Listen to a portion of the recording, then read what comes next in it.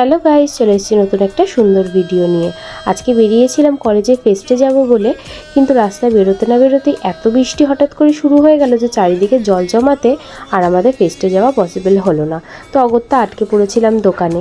তো কালকে আমাদের দোকানে ছিল লোকনাথ পুজো, সেই লোকনাথ পুজোটাই তোমাদের সঙ্গে একটু শেয়ার করে নেবো ভাবলাম। তার মধ্যেই রিনিও চলে এসেছে, রিনি তো পুরো ভিজে গেছে। তারপর দুজনে মিলে অসাধ্য সাধন শুরু করলাম। কি সেটা দেখো। ক্রিকেট প্রেমী যারা, এটা কি খেলাটা কয়টা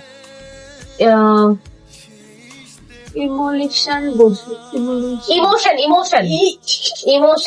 কথায় আছে বি, এটা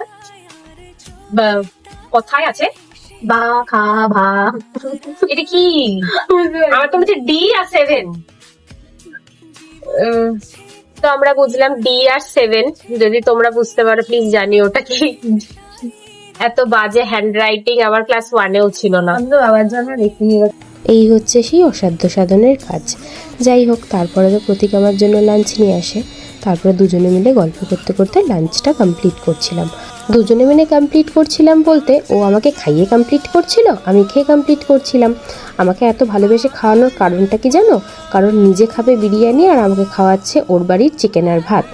যাই হোক, প্রথমে তো সেটা বুঝতে পারিনি। পরে গিয়ে আমি ভাবছি এত ভালোবাসার কারণটা কি হতে পারে।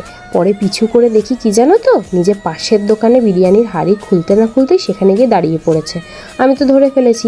যাই হোক, কি আর বলার বলো। তার কিছুক্ষণের মধ্যেই দেখি একটা ফড়িং ত্রিং ত্রিং করতে করতে লাফিয়ে লাফিয়ে চলে এসছে। পরে দেখি ওটা ফড়িং না, ওটা নেহা। তো প্রতীক বিরিয়ানি নিয়ে এসছে, নেহা রিকোয়েস্ট করা তোকে খাওয়াচ্ছে দেখো। মানে সত্যি এরা দুজন। তারপর ক্যাফেতে যাব বলেও বেরিয়েছিলাম, সেই জল জমার জন্য প্রচণ্ড জ্যাম হয়ে গেছিলো।